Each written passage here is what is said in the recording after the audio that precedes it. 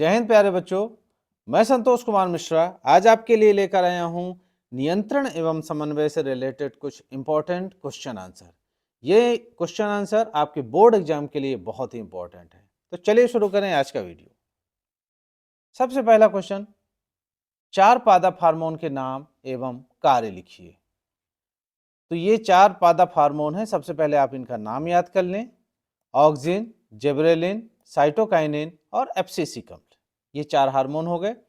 इन चार में से जो ये ऊपर के तीन हैं, ऑक्सिन, जिबरेलिन और साइटोकाइनिन, ये वृद्धि में सहायता करने वाले हार्मोन हैं। और जो चौथे नंबर का हार्मोन है एब्सिसिक अम्ल, यह वृद्धि का संदमन करने वाला हार्मोन है। अब चलिए सबको अलग अलग देख लें। ऑक्सिन, यह तने के अग्रभाग में संश्लेषित होता है।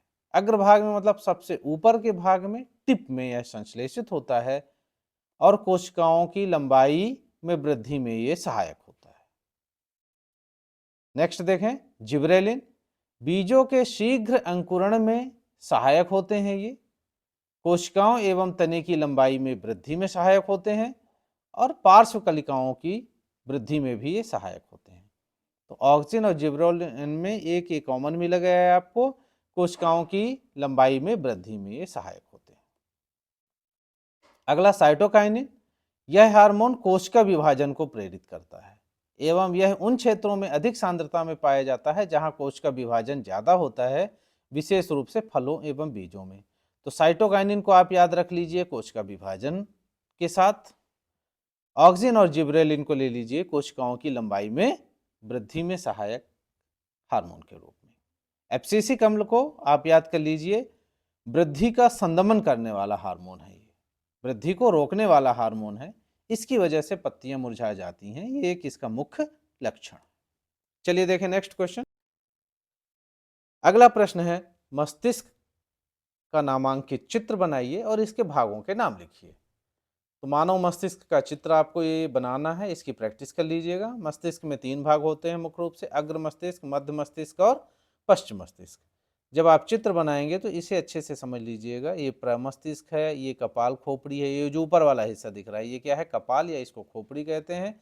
ये मध्य मस्तिष्क है, इसे बीच में बनाइएगा।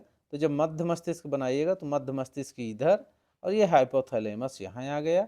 यहाँ पर ये पीयूष ग्रंथि है, पीयूष ग्रंथि यहीं है मस्तिष्क में। ये अनुमस्तिष्क और ये वाला हिस्सा ये मेरुरज्जु कहलाया। पश्च मस्तिष्क के ये दो मुख्य जो भाग हैं, ये पॉन्स और मेड्यूला आपको दिख रहा है, ये पश्च मस्तिष्क हो गया। इस तरह से आपको इसे याद करना है, इसकी प्रैक्टिस आप जरूर कर लें मानव मस्तिष्क के चित्र बनाने की। अब चलिए इसके कार्यों के बारे में कर लें। तो मानव मस्तिष्क का कार्य आता है आपको लिखने के लिए, तो मुख्य रूप से इन कार्यों को आप लिख सकते हैं। यदि सिर्फ आता है मानव मस्तिष्क के कार्य लिखिए तो आपको ये अग्र मस्तिष्क, मध्य मस्तिष्क और पश्च मस्तिष्क लिखने की जरूरत नहीं है।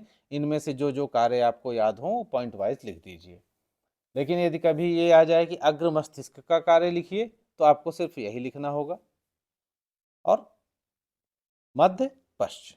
तो देख लें, अग्र मस्तिष्क यह सोचने, विचारने, सीखने और बुद्धिमत्ता का केंद्र है। अग्र मस्तिष्क क्या है, सोचने, विचारने, सीखने और बुद्धिमत्ता का केंद्र है। यह सुनने, सूंघने, देखने, स्पर्श की संवेदना आदि का भी केंद्र है। मतलब इतनी सारी चीजें यहाँ से होती हैं। साथ ही भूख प्यास की संवेदना को भी ये नियंत्रित करता है।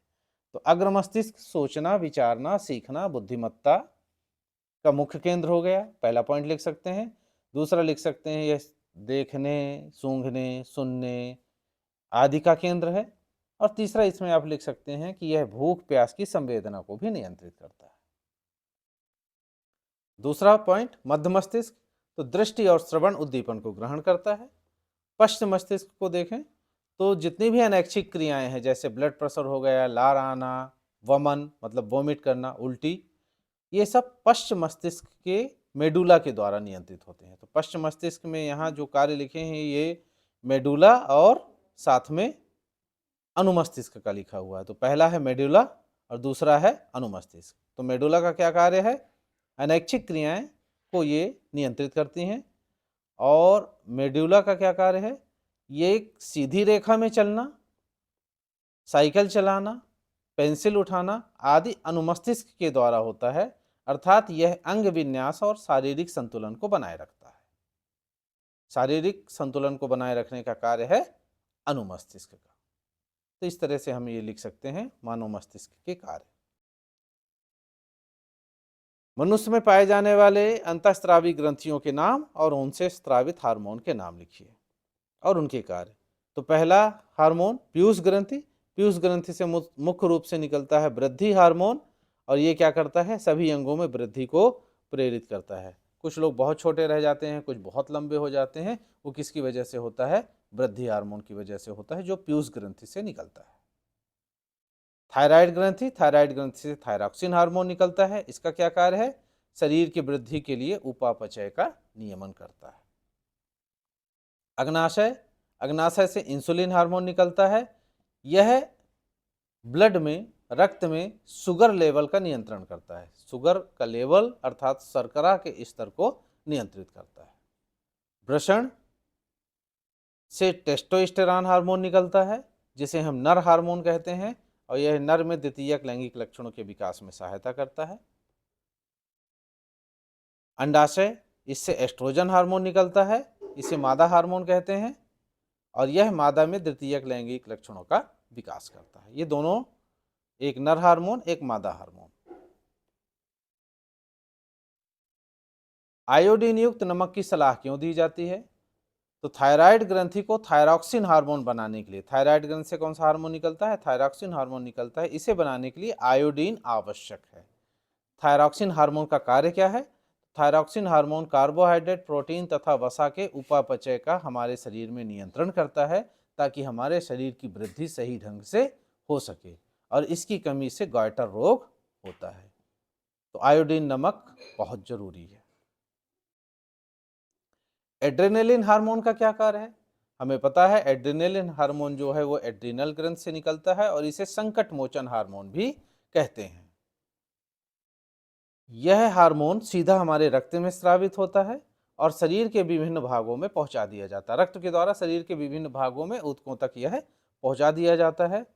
और इसका कार्य क्या है, यह हृदय सहित अन्य जो लक्ष्य अंग है उन पर कार्य करता है, सीधे वहां कार्य करता है ये, जिससे हृदय की धड़कन बढ़ जाती है। अब यहाँ से देखिएगा क्या क्या होगा जिसकी वजह से हम संकट से अपने आप को उबार पाते हैं।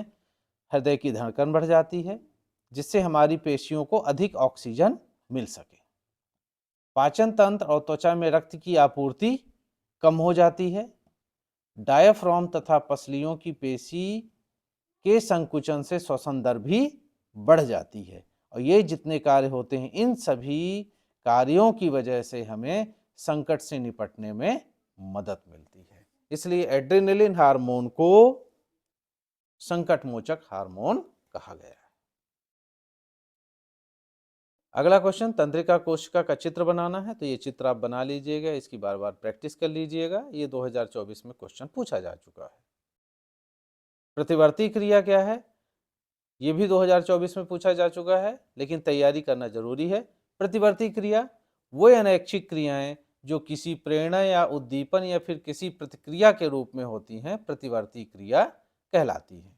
इस क्रिया में मेरुरज्जु भाग लेती है, और इसका उदाहरण, जैसे हम किसी गर्म वस्तु को छूते हैं तो एकाएक अपना हाथ हटा लेते हैं। अब इस प्रतिवर्ती क्रिया में जो चाप बनता है उसे प्रतिवर्ती चाप कहते हैं। यदि प्रतिवर्ती चाप आ जाए तब क्या लिखेंगे, तो वह अनैच्छिक क्रियाएं जो किसी प्रेरणा या उद्दीपन या फिर किसी प्रतिक्रिया के रूप में होती हैं, प्रतिवर्ती क्रिया कहलाती है। और प्रतिवर्ती क्रिया में जो अंग भाग लेते हैं उनका जो चाप तैयार होता है वो प्रतिवर्ती चाप कहलाता है। प्रतिवर्ती चाप में मुख्य रूप से 5 अंगों के नाम आपको लिखना है। सबसे पहला ग्राही अंग कहलाएगा, जिसके द्वारा ऊष्मा या दर्द ग्रहण किया जाता है, ये ग्राही अंग हुआ। ग्राही अंग से मेरुरज्जु तक सूचना जो ले जा रहा है वो है संवेदी तंत्रिका कोशिका या सेंसरी न्यूरॉन। तो पहला ग्राही अंग, दूसरा हो गया सेंसरी न्यूरॉन। सेंसरी न्यूरॉन क्या कर रहा है, ग्राही अंग से यहाँ जो भी संवेदना मिल रही है उसकी सूचना लेके कहाँ जा रहा है, मेरुरज्जु तक। तो ये 2 हो गए। तीसरे नंबर पे मेरुरज्जु जो इसका नियंत्रण करती है, और मेरुरज्जु से ये सूचना आती है, उसको लेके कौन आता है?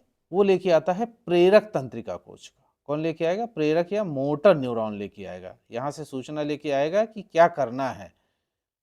कौन लेके आएगा? मोटर न्यूरॉन, प्रेरक तंत्रिका कोश का। और कहाँ लेकर आएगा? ये लेके आएगा कार्यकारी अंग में। यहाँ कार्यकारी अंग है कि भाई आपको यहाँ से हाथ अब हटा लेना है, तो ये कार्यकारी अंग है।